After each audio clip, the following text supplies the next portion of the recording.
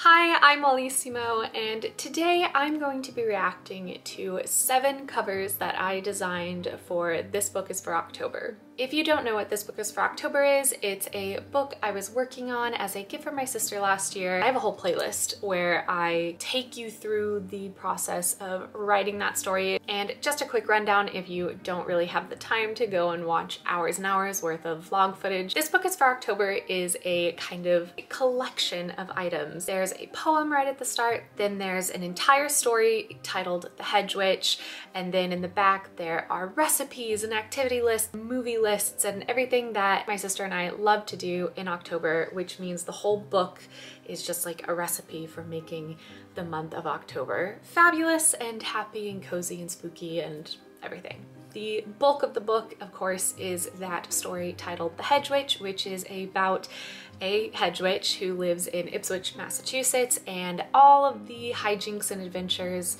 that occur for her the week leading up to Halloween, which also coincides with her 31st birthday. It's a whole big deal. And while I am busy with a lot of different writing projects right now, I don't want to let TBIFO to fall completely to the wayside, so I am wanting to take some time every week to focus on that story just so I can assure it actually gets done and is ready to give to my sister as a gift by October 1st of this year. I'm gonna jump back into the This Book is for October universe by first looking at the 7 covers I designed in Canva as I was sort of brainstorming ideas for how I wanted to present it to my sister. I had set a week aside sometime last October where I decided every single day I'm just gonna go into Canva and I'm gonna brainstorm and I'm gonna create one cover.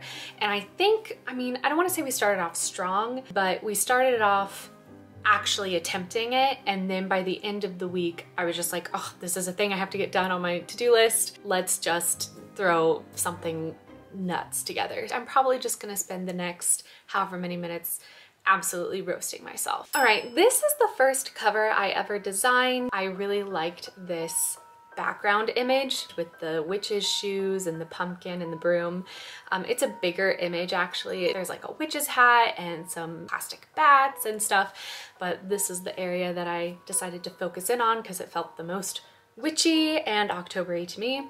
Not loving the font. I feel like the font doesn't really stand out. Again, I don't know a ton about graphic design. I can recognize when something is subpar, but I'm not sure ever how to actually fix it. It's giving you're in an airport and there's about 45 minutes until you have to board your flight, and so you're browsing that random collection of books in the like news store where you've just bought a bag of Cheez-Its.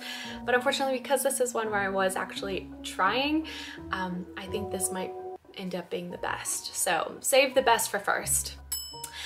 Okay, this one is actually interesting. Once again, I think we have font issues. We're always gonna have font issues. I was never sure how to get the titles in this to pop. The idea behind it was I had recently watched Hocus Pocus. The movie opens up with a image of a book opening and we zoom into the story, and I was trying to evoke the cover of that book, which from what I can remember has like a cottage on it and it looks old and leathery, and so I was really utilizing Canva to the best of my ability for this one. Yeah, I think I picked like a super leathery looking background image, and then I went into the elements page and got a cottage. You know, I will say, like, all of those things you see on the screen, that's not one element. I put that together. There's the cottage and then the individual trees and the smoke coming out of the fireplace. Like, that smoke is not part of that original cottage. So it's a concept, it's a concept. It's not executed fantastically, but it was a concept. I think probably one of the weaker points is the border. That is a border I had to construct myself. If you look in really closely, you can see where each little chunk had to connect to the next chunk and where some of them overlap pretty inelegantly. And then I think that the white Wallissimo at the bottom is odd. It feels very stark. I'm not sure that if I were to try and redesign this cover, I would make that same choice artistically. But I think for the most part, actually, this one really does give the vibe that I was trying to go for, even though it wasn't executed well. I think it's the one that gets closest to what I was trying to achieve.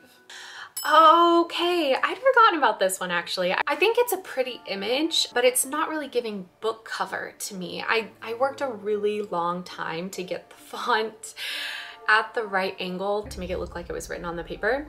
And then of course the little details in the corner of the page, I added those in as well. But I just feel like having a book cover contain a book like this does, I'm not sure I like it. I'm not sure I like it. I wanted a background image to evoke the context of the story, and journals and witches, spellbooks and grimoires and herbalism and stuff are all a big part of the Hedge Witch, and so I understand why I wanted this background. I think it's a pretty image. I'm not sure it would be a good book cover.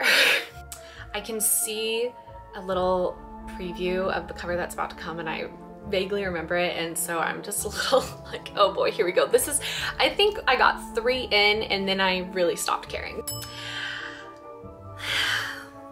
I mean, it's just bad. I think I like copy and pasted the same element of the candy corn over and over again, and you can tell from the repeating pattern. Coloring is bad. Don't like the fonts. I don't love that it's like weirdly see-through. It's just not good. It looks like a 5th grader made it, which, you know, maybe that was the mindset I was in.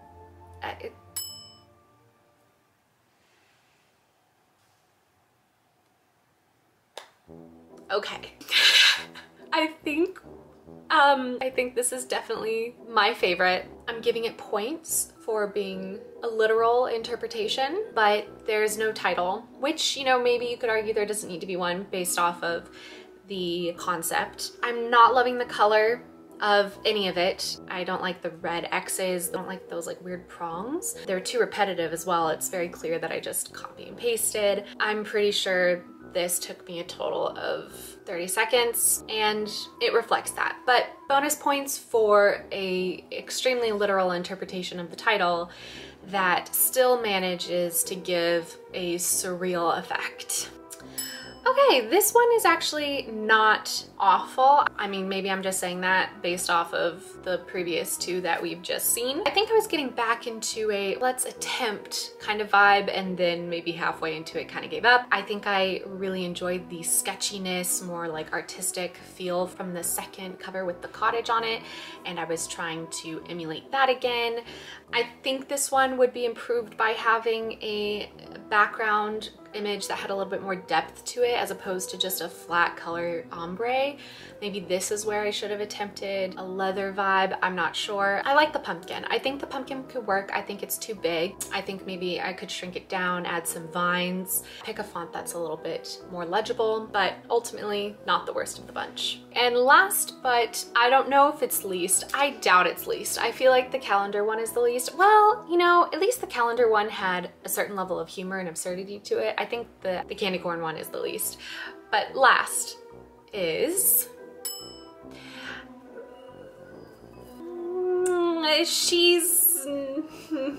this is, well, no. I mean, I don't like it, but I don't think it's worse than the candy corn. I think there are words on here. Yeah.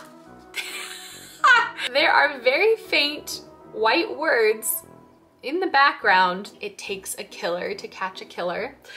That is not the subtitle or tagline for my story. That was part of the template. So we're taking points off for the fact that it's not even finished. Also, in general, the white lettering on the white, gray, misty background, not great.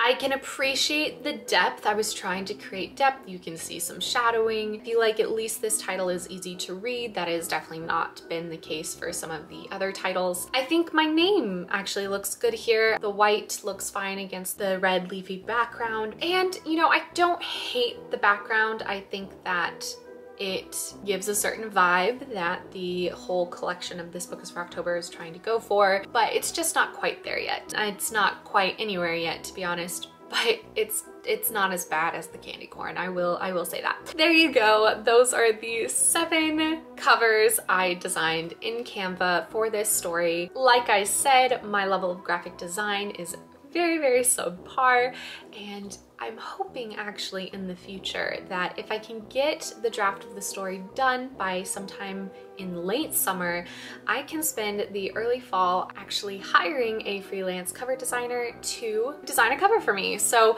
we'll see if I have that in my budget. I think that would be super fun, just so I could actually print off a nice bound copy of the book and give it to my sister. But yeah, let me know which covers you hated the most, hated the least, and also let me know if you design covers, if you have any tips or things I could try in the future to make them a little bit more polished, or just your cover design horror stories. Thank you so much for watching. I'm hoping to have more This Book is for October content on this channel in the upcoming months, since it and the chocolate short stories are really the two writing projects that I can be really open about on this channel. I think that's what I'm going to be focusing on filming things for, so keep your eye out for more TBIFO videos coming soon. Until then, go be happy, go be healthy, and go write. Bye!